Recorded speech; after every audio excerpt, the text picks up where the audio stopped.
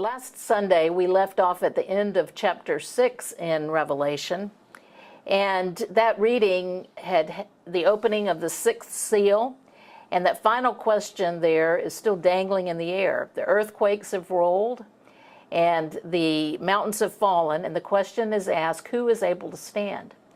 The reader might think the answer to that question is nobody is able to stand. But chapter 7 says we can stand. Some have referred to chapter 7 in Revelation as a type of musical interlude, if you will. And it teaches us that with God's help, we can be the people who are able to witness faithfully through whatever may happen to us in this world. Jesse's going to talk about the first few verses in chapter 7. In verses 1 through 3 of chapter 7, we have before this seen the scrolls marked with seals and searched for one worthy to open the seals. In verse 3 of chapter 7, the servants of God are marked with a seal on their foreheads. The angel cries out in a loud voice to the four angels who had been given power to damage the earth and the sea, saying, "Do not damage the earth or the sea or the trees until we have marked the servants of our God with a seal on their foreheads."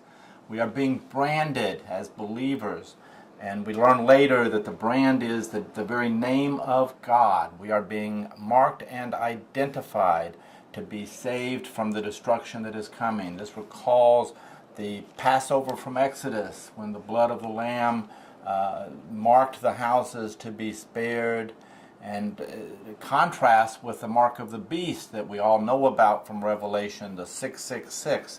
But this is the very name of God on the foreheads of the servants of God. Lib? We move now to verse 4, and in verse 4 we read this, "And I heard the number of those who were sealed, 144,000 sealed out of every tribe of the people of Israel."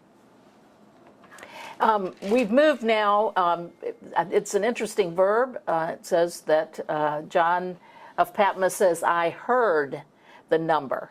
And so the sealing of which Jesse has spoken has basically stopped, although it hasn't actually stopped. More or less it's moved off stage, because we've got 144,000 people that have to be sealed, and that would have taken a long time.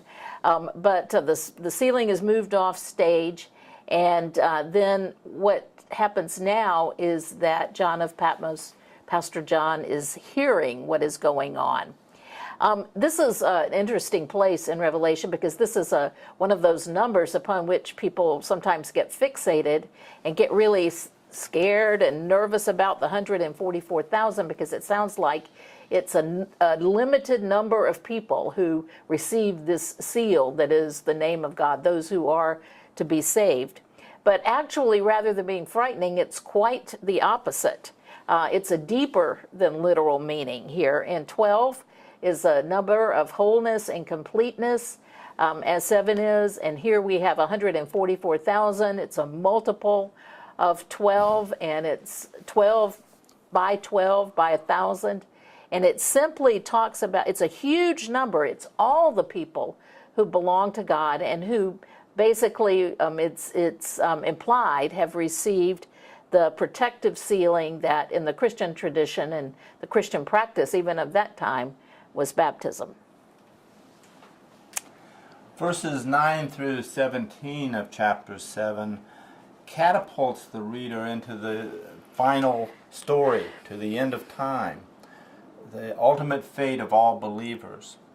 First, to start out that all of the nations are gathered, people from every nation, every tribe, every people, and every language. And the Lamb, robed in dazzling clothes with palm branches in their hand. The people have palm branches in their hand, recalling Jesus' entry into Jerusalem on Palm Sunday. The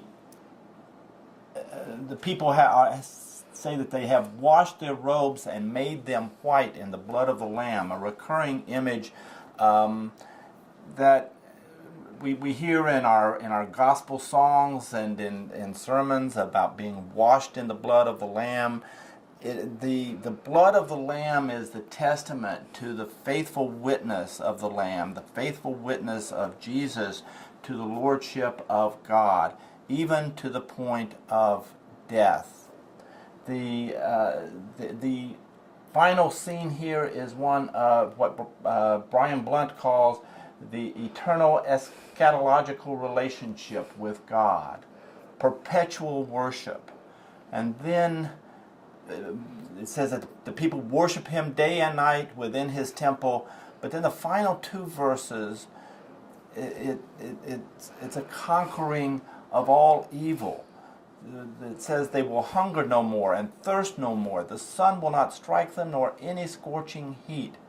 For the Lamb at the center of the throne will be their shepherd. The paradox, the Lamb will be the shepherd. And he will guide them to springs of the water of life, and God will wipe away every tear from their eyes. The end of time, all is good. Not only are we worshiping God perpetually, but we hunger no more, we thirst no more. Every tear is wiped away from their eyes. Lib? Okay. Well, we come now to chapter 8, and the seventh seal is opened. What follows, interestingly, is silence. A half hour of silence. It's mysterious. It may even feel a bit ominous. The half hour is probably significant in highlighting the judgment for those who have done the persecuting, but salvation for those who have been faithful witnesses. And then once there is that silence, it's almost like the great Hallelujah chorus almost here at the end. I mean, it's the great trumpet blast, the prayers rise up as incense. God's people have been protected, and the message is there. God's people will be able to stand whatever happens.